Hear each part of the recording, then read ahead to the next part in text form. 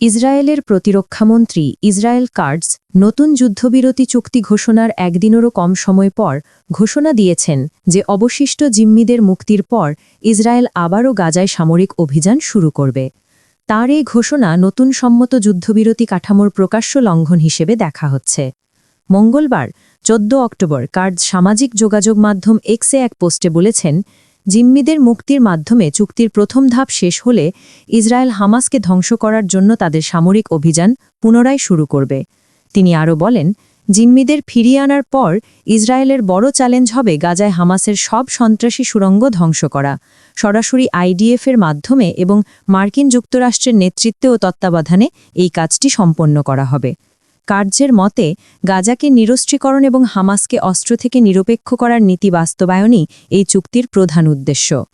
এ পোস্টে তিনি আইডিএফ বাহিনীকে নতুন সামরিক অভিযানের প্রস্তুতি নেওয়ার নির্দেশও দিয়েছেন।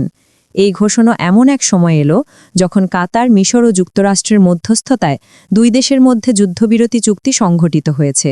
এই যুদ্ধবিরতির লক্ষ্য গাজায় 2 বছর ধরে চলমান ধ্বংসযজ্ঞ ও রক্তপাত বন্ধ করা। তবে বিশ্লেষকদের মতে কাটজের এই বক্তব্য স্পষ্ট করে যে ইসরায়েল এই যুদ্ধবিরতিকে স্থায়ী শান্তির পদক্ষেপ হিসেবে নয়, বরং সামরিক আক্রমণ পুনরায় শুরু করার আগে একটি অস্থায়ী বিরতি হিসেবে দেখছে। বিশ্লেষকরা আরও বলছেন, কাটজের এমন বক্তব্য আন্তর্জাতিক মানবিক আইন লঙ্ঘনের আশঙ্কা তৈরি করেছে, কারণ যুদ্ধবিরতি কার্যকর থাকা অবস্থায় নতুন অভিযানের প্রস্তুতি নেওয়া এবং পুনরায় বৃহৎ আকারের হামলার ঘোষণা দেওয়া আন্তর্জাতিক আইনের পরিপন্থী।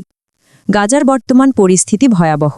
ইসরায়েলের টানা আক্রমণে এখনও পর্যন্ত ৬৭,০০০-এরও বেশি ফিলিস্তিনি নিহত হয়েছেন, এদের বেশিরভাগই নারী ও শিশু। এছাড়াও প্রায় 2 মিলিয়ন মানুষ বাস্তুচ্যুত হয়ে মানবিক বিপর্যয়ের মুখে পড়েছেন।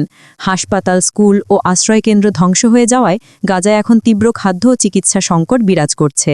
আন্তর্জাতিক বিচার আদালত দক্ষিণ আফ্রিকার দায়েরে করা গণহত্যা মামলার শুনানি অব্যাহত রেখেছে, যেখানে ইসরায়েলের বিরুদ্ধে বেসামরিক জনগণকে ইচ্ছাকৃতভাবে লক্ষ্যবস্তু করা, অনাহার সৃষ্টি এবং গাজার স্বাস্থ্য ও শিক্ষা অবকাঠামো ধ্বংস করার প্রমাণ উপস্থাপন করা হয়েছে। বিশ্লেষকরা মতে কাটজের এই বক্তব্য স্পষ্ট ইঙ্গিত দেয় যে ইসরায়েল স্থায়ী শান্তি নয়, বরং সামরিক আধিপত্য বজায় রাখাকে অগ্রাধিকার দিচ্ছে। এতে যুদ্ধবিরতি চুক্তির বিশ্বাসযোগ্যতা প্রশ্নবিদ্ধ হয়ে উঠছে।